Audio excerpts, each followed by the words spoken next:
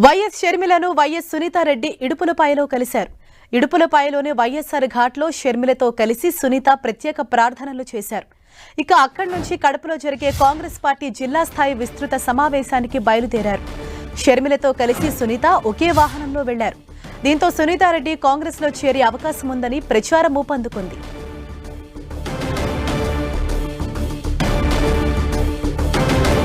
ఇదే విషయంపై మరింత సమాచారాన్ని మా ప్రతినిధి రమేష్ మనకు అందిస్తారు. రమేష్, ఇప్పుడు వైఎస్ షర్మిలతో సునీతారెడ్డి భేటీ కావటం వెనుక ఆంతర్యం ఏంటి? ఆవిడ కాంగ్రెస్ లో జాయిన్ అవబోతున్నారా? మీకు అందుతున్న ఇన్ఫర్మేషన్ ఏంటి?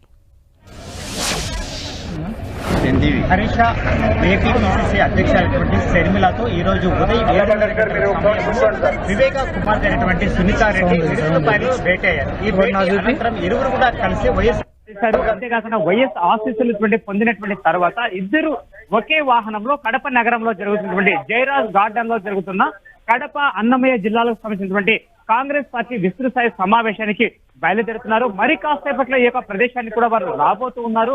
అయితే ఇక్కడ పిసిసి అధ్యక్షురాలుగా బాధ్యతలు చేపట్టిన తర్వాత మొదటిసారిగా షర్మిల కడప జిల్లాకు వస్తున్నటువంటి నేపథ్యంలో భారీ స్థాయిలో ఇక్కడ సమావేశం కూడా ఏర్పాటు చేశారు. కార్యకర్తలు కూడా అధిక సంఖ్యలో చేరుకున్నారు. కానీ ఈ జయరాజ్ గార్డెన్ అనేటువంటి యొక్క కళ్యాణ మండపము వివేక కుమార్తె అయినటువంటి సునీతారెడ్డికి సంబంధించినటువంటిదిగా చెప్పుకోవచ్చు. ఎందుకంటే ఆమెకు సంబంధించిన సొంత కళ్యాణ మండపంలోనే ఇక్కడ ఈ యొక్క కాంగ్రెస్ పార్టీకి సంబంధించినటువంటి ఈ యొక్క మీటింగ్ జరుగుతూ ఉంది. ఈ సమావేశానికి అక్కతో షర్మిలతో ఇడుపులపాయలో భేటీ తర్వాత ఇరువురు కూడా ఈ యొక్క ప్రదేశానికి ఒకే వాహనంలో వస్తున్నారు. వచ్చినటువంటి తర్వాత ఈ యొక్క సభా వేదిక కేంద్రంగా చేసుకుని ఆమె కాంగ్రెస్ కండువా కూడా కప్పుకుంటున్నటువంటి కాంగ్రెస్ శ్రేణులన్నీ కూడా ఇక్కడ చెప్తూ వస్తున్నాయి. దీన్ని బట్టి చూస్తే ఇప్పటి వరకు సునీతారెడ్డి రాజకీయ రంగ ప్రవేశం చేస్తుంది అంటూ వస్తున్నటువంటి ప్రచారాలకు నేటితో తెర చెప్పడం చెప్పవచ్చు. హరీష, అంటే ఈ సమావేశం ఏ సమయానికి ఉండబోతోంది? అలాగే అంటే వీరిరువురితో పాటు కాంగ్రెస్ పార్టీ ముఖ్య నేతలు ఎవరెవరు ఈ భేటీలో పాల్గొనబోతున్నారు?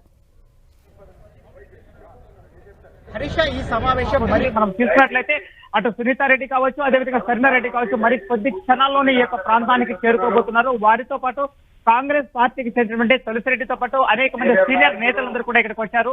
మేనిఫెస్టో కమిటీకి చెందినటువంటి కాంగ్రెస్ నేతలటువంటి కమలమ్మ కావచ్చు, మరికొంతమంది కావచ్చు ఈ యొక్క ప్రదేశానికి ఇప్పటికే చేరుకోవడం కూడా జరిగింది.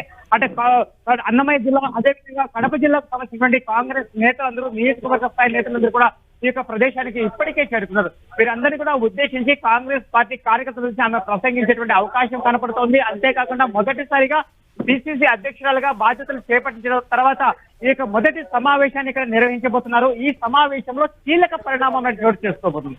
ఎందుకంటే సునీతారెడ్డి ఇక్కడ పార్టీలో చేరినట్లయితే చేరేటువంటి అవకాశం మెండుగా ఉంది. కాబట్టి ఈ యొక్క వేదిక అనేటువంటిది ఆయన చేరికతో ఒక కీలక పరిణామంగా మనం పరిగణించవచ్చు. Harisha, thank you Ramesh.